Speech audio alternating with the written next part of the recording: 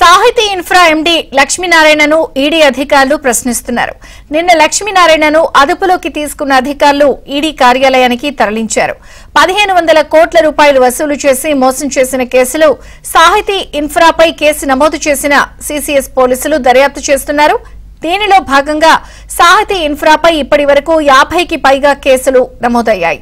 Free launch ఆఫర్ల పేర్లతో హైదరాబాద్ లో సుమారు 3000 మంది నుంచి కోట్లాది రూపాయలు వసూలు చేశారు. ఇప్పటికే 200 కోట్ల రూపాయల ఆస్తులను అటాచ్ చేసిన సీసీఎస్ పోలీసులు సంస్థ ఎండీ లక్ష్మీనారాయణను అదుపులోకి తీసుకుని ప్రశ్నిస్తున్నారు.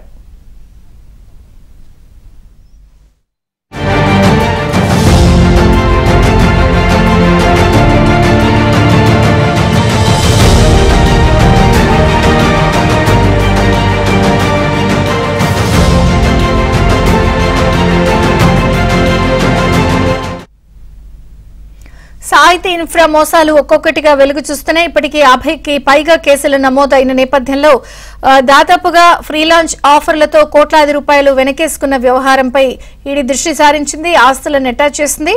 మరింత సమాచారం మా క్రైమ్ ప్రతినిధి ప్రవీణ్ అందిస్తారు. ప్రవీణ్, సాహితీ ఇన్ఫ్రా ఎండీగా ఉన్నటువంటి లక్ష్మీనారాయణను ఈడీ అధికారులు అదుపులోకి తీసుకోవడం జరిగింది.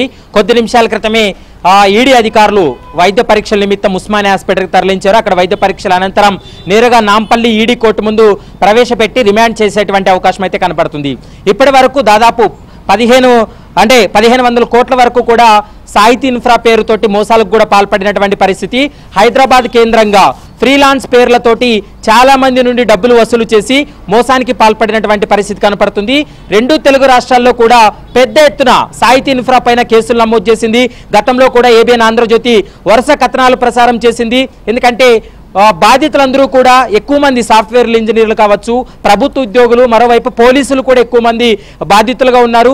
అయితే దీనిపైన సీసీఎస్ పోలీసులు కంప్లైంట్ చేయడంతో గతంలో సీసీఎస్ పోలీసులు దీనిపైన పూర్తి స్థాయిలో విచారించిన తర్వాత ఇందులో మనీ లాండరింగ్ కు పాల్పడ్డారనేటువంటి అభియోగాలతోటే ఈడీ అధికారులకు కూడా సమాచారం అందించడంతో ప్రస్తుతం సీసీఎస్ పోలీసులు ఇచ్చినటువంటి సమాచారం కేసును ఆధారంగా చేసుకొని ఇప్పటికే ఈడీ అధికారులు మనీ లాండరింగ్ కింద కేసు నమోదు చేసి ఇన్వెస్టిగేషన్ కొనసాగిస్తున్నారు. మరోవైపు ఈ కేసులో ఈసీఆర్ నమోదైన తర్వాత లక్ష్మీనారాయణ పరారీలో ఉన్నాడు. అయితే నిన్న పథకం ప్రకారమే ఈడీ అధికారులు అతన్ని అరెస్ట్ చేసినటువంటి పరిస్థితి కనపడుతుంది. అయితే ఇప్పటి వరకు 2 తెలుగు రాష్ట్రాల్లో ఇప్పటి వరకు 50కి పైగానే ఇతని పైన కేసులు నమోదవడం జరిగింది.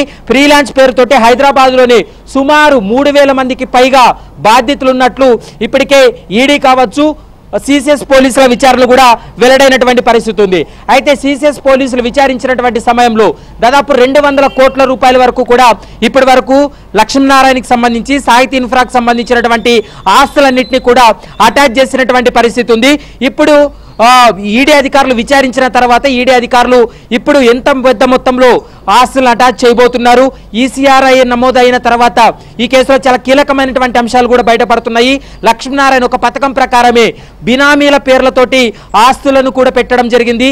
ఆ బినామీలు ఎవరు, వాళ్ళకి ఎంతవరకు ఈ ఆస్తులన్నీ కూడా వాళ్ళ పేరు మీద రిజిస్ట్రేషన్ అయి ఉన్నాయనేటువంటి కోణంలో దర్యాప్తు కొనసాగిస్తున్నారు. ఈరోజు మధ్యాహ్నం తర్వాత న్యాయస్థానం ముందు హాజరుపరిచి రిమాండ్కి తరలిస్తారు.